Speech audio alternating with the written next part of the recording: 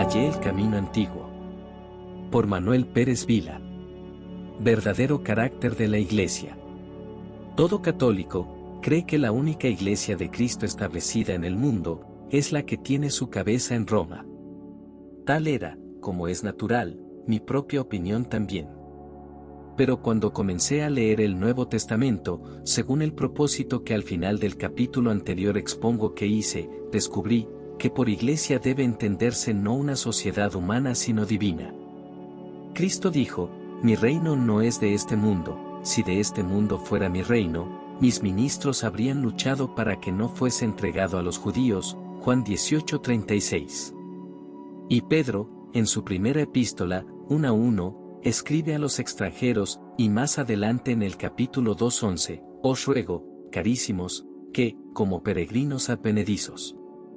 Primero nos dice que somos extranjeros, o sea que nuestra patria no es la tierra. Y para que tengamos una idea clara de nuestra situación, nos dice que somos peregrinos, o sea personas que van de paso. Y realmente así somos los cristianos. Vivimos en el mundo, pero ya no somos del mundo. Vamos caminando hacia el reino de nuestro Padre. Cristo no fundó una iglesia para hombres, que por lo tanto, debe tener una organización humana. Fundó una iglesia con hombres para Dios, y por consiguiente con una organización no humana sino divina. Debe de ser la iglesia de Cristo, pero no unida por mandos y jerarquías sino por lazos espirituales de fe y adhesión a la verdadera cabeza, que es Cristo.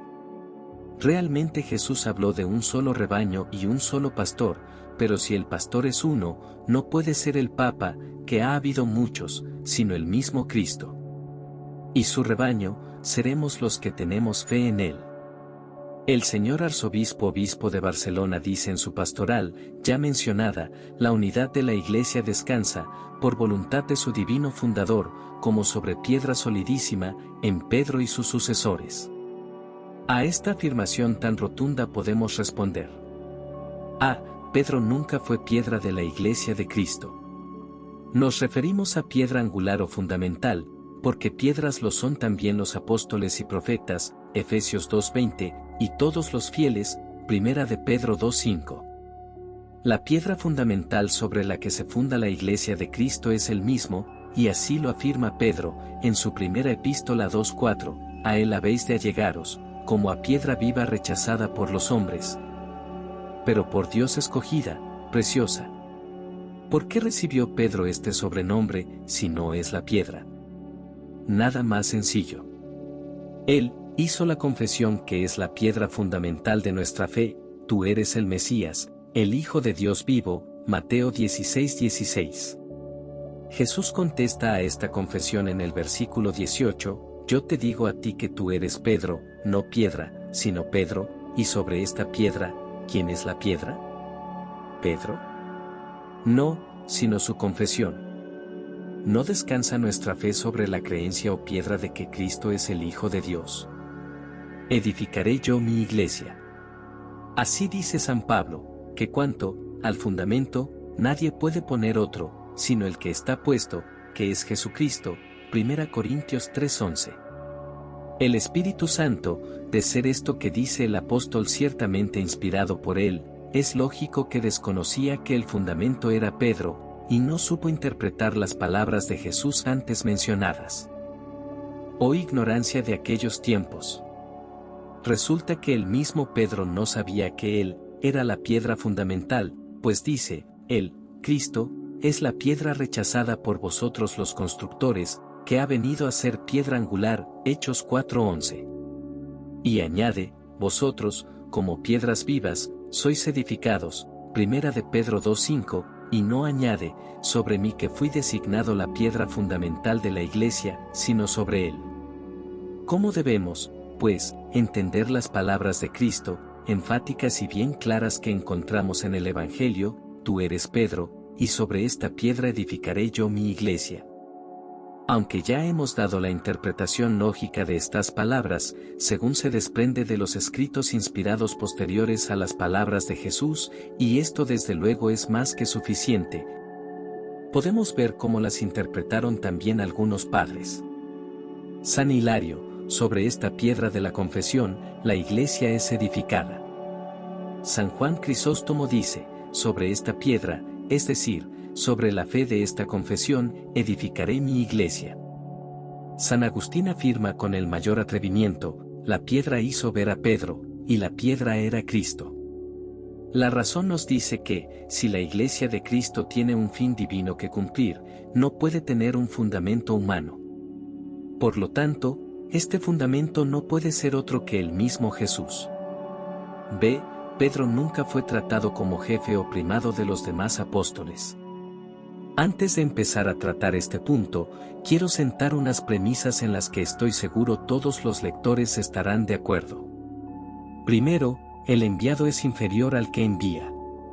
2 grados, el que preside entre varios, por algo se le considera superior a los demás y en ningún caso inferior. Tercero, si entre los apóstoles hubo uno superior, ellos habían de reconocerlo. Ahora bien, veamos si estas premisas se cumplen en Pedro. Primero, Pedro es enviado a Samaria por los demás apóstoles, que indudablemente desconocían primacía, cuando los apóstoles que estaban en Jerusalén, oyeron cómo había recibido Samaria la palabra de Dios. Enviaron allá a Pedro y a Juan, Hechos 8:14. En el capítulo 15 de los Hechos vemos a Pedro informando al concilio de Jerusalén como lo hicieron Pablo y Bernabé, y parece deducirse que a estos los escucharon con más respeto que a aquel, pues mientras hablaba Pedro. Parece indicar el texto que todos andaban discutiendo, mientras que al empezar a hablar Pablo y Bernabé, nos dice, toda la muchedumbre calló y escuchaba a Bernabé y a Pablo, versículo 12. Oh irreverencia y maldad de aquellos primeros cristianos. Se callan cuando hablan Pablo y Bernabé, y no dice el texto sagrado que callaran cuando antes habló Pedro. Continuamos leyendo y notamos que quien dice la última palabra es Jacobo con esta frase, por lo cual es mi parecer. Verso 19. No llego a explicarme cómo Jacobo se atreve a tener parecer propio, pues según la lógica romana, tenía que haber dicho, es el parecer de Pedro, nuestra cabeza visible. Eso de discurrir y decir, es mi parecer, me diría que es algo protestante. A lo mejor Jacobo no era católico romano, y ya había protestantes. San Pablo nos dice en su segunda epístola a los Corintios 12:11, he hecho el loco, vosotros me habéis obligado. Porque necesitaba ser estimado de vosotros, pues en nada fui inferior a los más eximios apóstoles, aunque nada soy. No se considera inferior al vicario de Cristo. ¿Qué le pasaría hoy a un obispo que dijera que no se considera inferior al Papa? Se le excomulgaría inmediatamente. Es lástima que no se conserve la excomunión que fulminara Pedro sobre Pablo al saber que éste había declarado no ser inferior a él. Pero tal idea no pudo pasar nunca por la mente del apóstol Pedro. ¿Por qué? Porque él mismo no se consideraba superior a ningún otro apóstol. ¿Solamente una vez hace Pablo declaración semejante? No, que en la misma epístola a los Corintios 11:5, dice, pero yo creo que en nada soy inferior a esos preclaros apóstoles. Parece como si Pablo se gozara en repetirnos que no hay cabeza visible entre los apóstoles y que él se considera igual a los demás y en nada inferior. C. Los apóstoles no tuvieron necesidad de que Pedro los confirmara. Es el pasaje que tan maravillosamente nos describe San Juan en el capítulo 21 de su Evangelio, versículos 15 al 17. Uno de los que Roma suele usar como argumento de que Pedro fue encargado por Jesús de su rebaño. Nosotros no dudamos de esto, pero este encargo también fue hecho a todos los apóstoles al enviarlos a predicar el Evangelio por el mundo. Las 3 preguntas hechas por Jesús en el lago Genesaret a Pedro no fueron sino lo que en lenguaje actual llamaríamos desagravio de las 3 negaciones. Y las 3 recomendaciones de apacentar el rebaño no son sino una restitución de Pedro al apostolado después de aquellas negaciones, no porque hubiera dejado de ser apóstol, sino para que quedara constancia de que, si él había negado a Jesús, el Maestro por cada negación le hace una recomendación de apacentar su rebaño, dando a entender que da. por olvidadas aquellas y que tiene la misma obligación respecto a los que habían de creer en él que los demás apóstoles. El otro pasaje a que acude Roma se halla en Lucas 22, 31, 32, en el cual Jesús dice a Pedro que, vuelto sobre sí, confirme a sus hermanos. Estos hermanos no pueden entenderse de los demás apóstoles, que jamás consta tuvieran necesidad de confirmación alguna de parte de Pedro. El Señor Jesús no tenía necesidad de rogar por ningún otro apóstol para que volviera sobre sí, porque ningún otro había de negarlo. Pero no fue jamás infalible. Véase Gálatas 2, 11 al 14, pero cuando Cefas fue a Antioquía, en su misma cara le resistí, porque se había hecho reprensible. Pues antes de venir algunos de los de Santiago, comía con los gentiles, pero en cuanto aquellos llegaron, se retraía y apartaba por miedo a los de la circuncisión. Y consintieron con él en la misma simulación los otros judíos, tanto, que hasta Bernabé se dejó arrastrar a su simulación.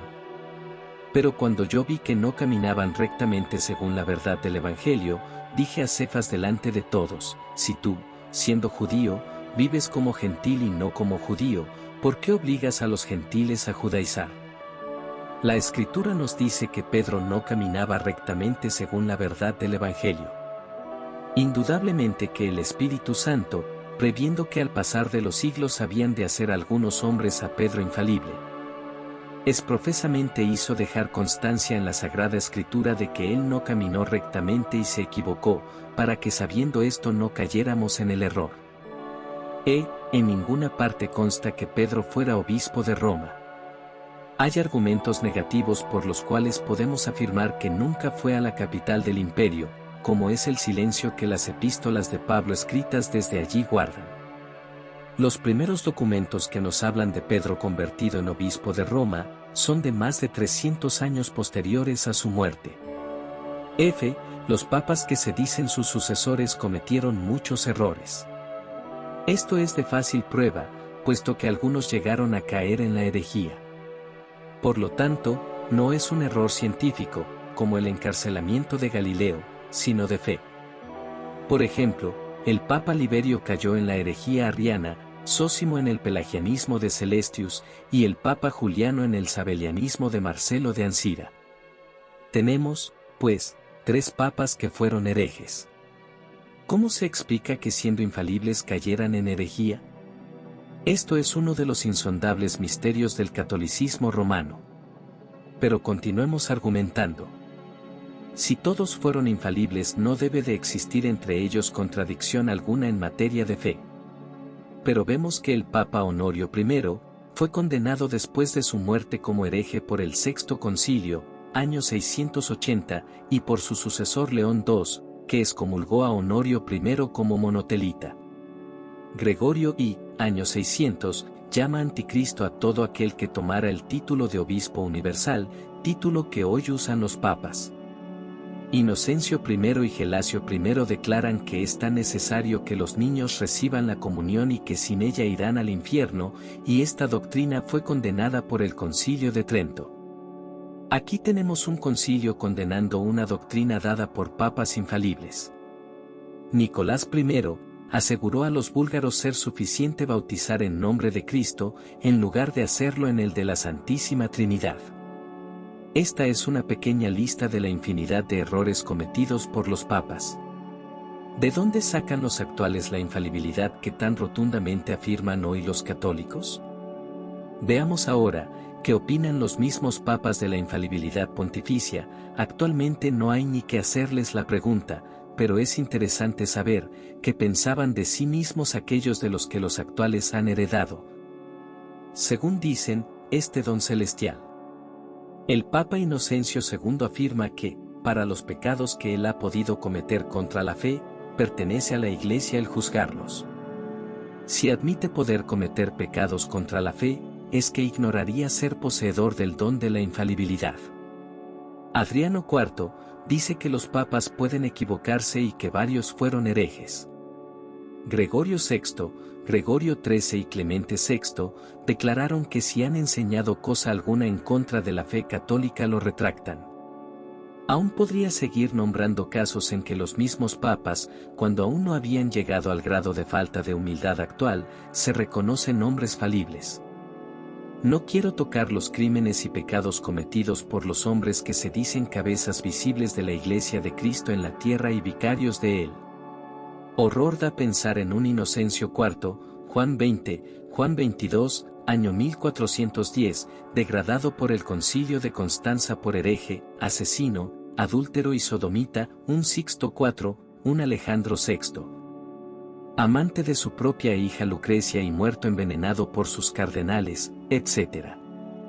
Estos hechos confunden y conturban a cualquier buen católico, hasta que llega a comprender, como yo comprendí, que los cristianos no necesitamos representantes visibles de Cristo, porque Cristo vive. Y allí donde estamos 2 o 3 reunidos en su nombre, Él está en medio presidiéndonos. Su cuerpo está en el cielo, pero su espíritu está en cada uno de nosotros, porque somos templos vivos de Él. Y si yo tengo a Jesús en mi pecho, ¿qué necesidad tengo de vicarios suyos?